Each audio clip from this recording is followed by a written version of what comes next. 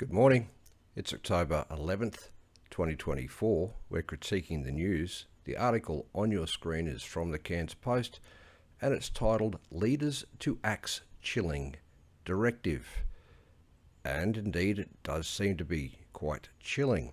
To read from the article, the man tipped to be Queensland's next Premier, which is David Crisafulli of the LNP, if you've been following this election campaign, has vowed to overturn a police directive adding journalists, quote, incompatible with QPS values, end quote, to a declaration list including criminals and religious extremists. Now, bear in mind, the religious extremists that tend to blow themselves up aren't Christian. However, they get lumped in with the type of religious leaders who do blow themselves up, which is indicative of the way the deep state operates in every country where it is trying to tear down the Christian values that built those countries. And they have to do that because communism is essentially an atheist belief system. So you'd think that maybe that was possibly media exaggeration or hyperbole. But we'll go further down in the article and we see here that Mr. Crisafulli is saying, we've now reached the point in Queensland where the government is so desperate to avoid scrutiny, they reckon journalists are dangerous for telling the truth. And this is true. However, this is also a bit of projection on the part of Mr. Crisafulli, because if he was the Premier, he'd be doing precisely the same things. As I keep trying to explain to people, the LNP and the ALP are two branches of one organisation providing the illusion of choice to Queensland voters, to voters everywhere.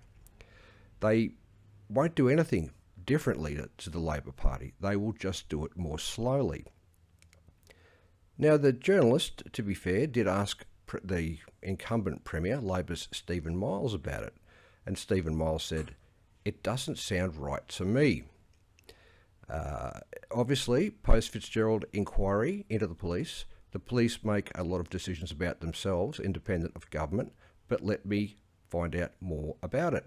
And then later on Thursday, he revised his response to call the directive unacceptable. If elected in October, I'll meet with the police commissioner to ask for that policy to be changed. This sort of thing doesn't happen in isolation. This is an artifact of recruitment processes, what is commonly called the Gramscian left's long march through the institution. Institutions, plural, I should say. The left, between World War I and World War II, realised that they couldn't defeat the right, the conservative side, with bullets. It had to be with ballots. And therefore, Gramsci didn't call it the Long March through the... He was an Italian fascist. He didn't call it the Long March through the institution, but that term was coined later to describe the process that he advocated, which was that the first, that leftists should make every effort to appear to be politically neutral and to infiltrate the established institutions that have provided stability for this culture for generations, and to subvert them by first getting to a position of being able to hire and fire, then hiring only leftists and firing only conservatives, until you have a strongly left-leaning organisation. And this is also described in O'Sullivan's First Law.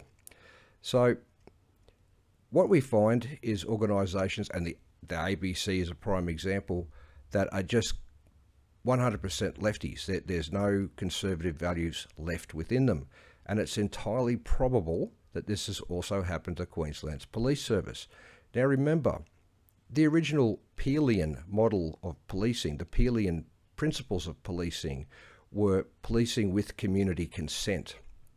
Can you imagine any community wishing to be less informed by the people that we used to trust in the media, the journalists, by being prohibited from socialising with police?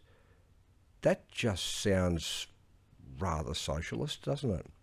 So what did the police service say about it? Well, asked on Thursday, a Queensland Police Service spokesman said the QPS acknowledges the current policy wording may cause confusion, and as such will consider reviewing the policy.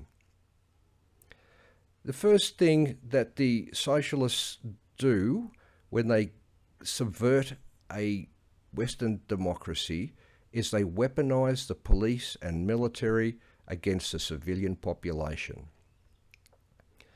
They do that in part by subverting the organisation with leftist infiltration, as I've just described, and they also do things like create division in the community by watering down laws, allowing certain demographics to get away with crimes that other demographics would not, and creating the division, the Hegelian dialectic: problem, reaction, solution. They cause the problem by watering down the laws and weaponising the police. They generate the reaction from the public: oh, you must do something, you must intervene, Mr. Government, sir. And then the solution is inevitably an erosion of human rights and the targeting of the groups that they find most threatening to their socialist agenda, which is obviously white conservative men with Christian values. White conservative men with Christian values, whether they're practicing Christians or not, are the threat to the socialists, because we're the ones that have defeated socialists time and time again, as recently as World War II. And for those who haven't been paying attention, we now have a socialist uniparty vying to swap sides in this Queensland election. There is no future under either the ALP or the LNP. We absolutely must get them out of our parliaments. We must vote only for people that will preserve the type of society that you've come to rely on. You're not going to get that from the ALP and LNP. We need them out of our parliaments.